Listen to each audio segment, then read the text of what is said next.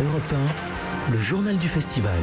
Avec l'ouverture du 71e festival hier soir, Mathieu Charrier au programme de ce journal de Cannes. Martin Scorsese qui a déclaré la cérémonie ouverte et nous a accordé une interview avant son hommage ce soir. La compétition elle est bien lancée avec le film d'Ashghar Farhadi. Le jury s'est donc mis au travail. Nous entendrons ses membres Léa Seydoux, Robert Guédiguian et Madame la Présidente, Cate Blanchett. Aujourd'hui 2 films au programme, un égyptien, Yo Medine, et un russe, Leto. Et puis les indiscrétions avec bientôt un remake de La Vache et le Prisonnier en anglais. Oui, Ça fait longtemps. Et Pharrell Williams qui bout de Cannes. Nous déclarons le 71e Festival international du film de Cannes ouvert.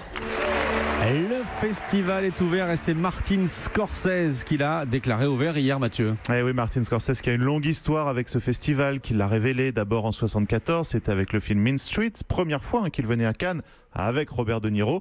Et puis 2 ans plus tard, le même duo porte le film Taxi Driver. Alors pour le plaisir...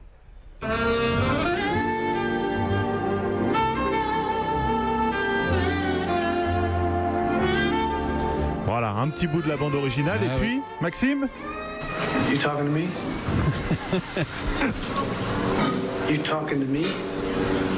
C'est sérieux. J'adorerais imiter, mais je ne vais pas le faire, j'adorerais imiter De Niro, mais ça va être ridicule.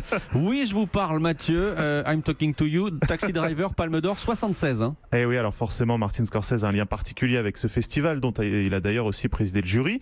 Il n'hésite pas à dire que Cannes et le cinéma lui ont presque sauvé la vie. Oui, j'aurais été très malheureux. Pour moi, c'était le seul mode d'expression que je pouvais imaginer. Il faut dire que j'étais fasciné par les mouvements, la couleur. Vous savez, je viens de la classe ouvrière. Il n'y avait pas de livre chez moi. J'ai dû étudier. Et pour l'essentiel, c'est le visuel et raconter des histoires. Ma mère était très drôle, mon père très strict. C'est ce mélange qui m'a fait. Votre prochain film, The Irishman, est financé par Netflix, qui boude le festival. Qu'est-ce que vous pensez de ces nouveaux géants, Netflix, Amazon? La question, c'est où est-ce qu'on trouve de nouveaux cinéastes? Et où sont les financements? Aujourd'hui, il y a de moins en moins de salles de cinéma. Ces entreprises peuvent être une chance vu les profits faramineux qu'ils font. Le plus important, c'est qu'on puisse continuer à réaliser des films. Voilà, Martin Scorsese qui va recevoir ce soir le Carrosse d'Or. C'est la société des réalisateurs qui récompense l'un des leurs. Et concernant son prochain long métrage, The Irishman, avec Robert De Niro, Al Pacino, Harvey Keitel, il est en train de le finaliser. Martin Scorsese espère qu'il sortira sur Netflix et en salle, donc peut-être que nous le découvrirons ici l'année prochaine, qui sait. Peut-être. Du côté de la compétition, Mathieu, elle a été officiellement lancée hier avec la projection du film Everybody Knows d'Ashghar Farhadi. Oui, porté par Penelope Cruz et Javier Bardem qui ont fait crépiter les flashs des photographes. C'est la première fois qu'ils ont accepté de poser ensemble sur les marches. Le film lui a été bien accueilli, on va dire, mais sans plus. Et pour ce qui est du jury, présidé par Cate Blanchett, il s'est donc mis au boulot. Eh oui, jury majoritairement féminin cette année avec 3 Français et Françaises, Emmanuel Berco, Robert Guédiguian, Léa Seydoux. Alors quels sont leurs critères? On écoute Mademoiselle Seydoux et Monsieur Guédiguian. Je pense que ce sera le film qui réussira à créer un nouveau langage. Le cinéma est un langage universel, donc j'ai hâte de découvrir tous ces films, de tous ces metteurs en scène qui viennent du monde entier. Mais l'émotion, forcément, l'emportera. L'idéal serait de trouver un film qui soit sur cet équilibre fragile entre émotion et intelligence. Un film qui s'adresse autant au cœur, à travers le rire et les larmes, bien sûr, mais autant aussi à la raison et à l'intelligence du monde, à la compréhension du monde, à la compréhension des questions que le monde se pose.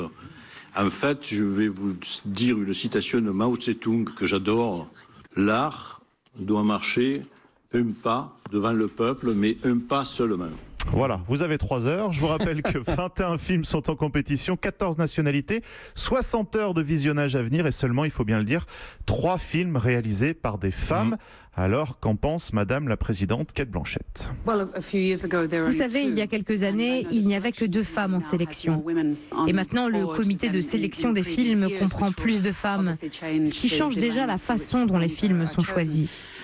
Mais un tel changement ne se fait pas du jour au lendemain. Est-ce que j'aimerais voir plus de femmes en compétition? Absolument. Est-ce que je pense que ce sera le cas dans le futur? Je l'espère. Mais on fait avec ce qu'on a cette année. Et on ne regarde pas les films en fonction de s'ils sont faits par un cinéaste iranien, chilien, coréen ou par une femme. Notre travail dans l'industrie du cinéma en dehors du festival, c'est de continuer à travailler pour un changement positif.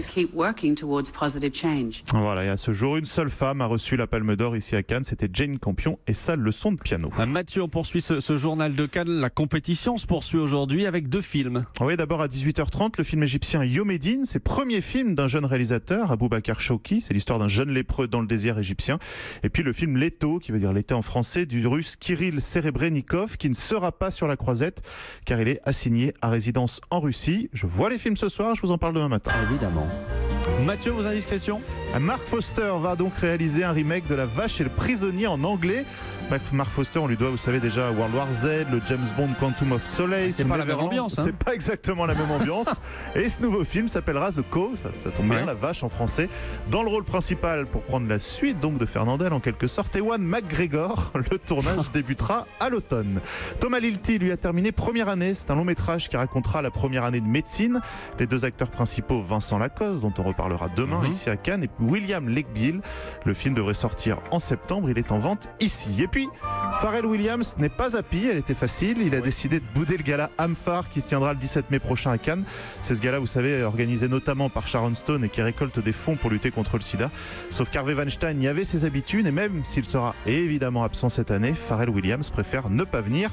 Officiellement pour raison d'agenda. Bon voilà, on va dire ça comme ça. Le journal bien de Cannes tous les matins, juste après 9h avec Mathieu Charrier. Merci Mathieu, accompagné de Théo Manval, de Laurent Pelé pour la technique. On vous retrouve évidemment demain.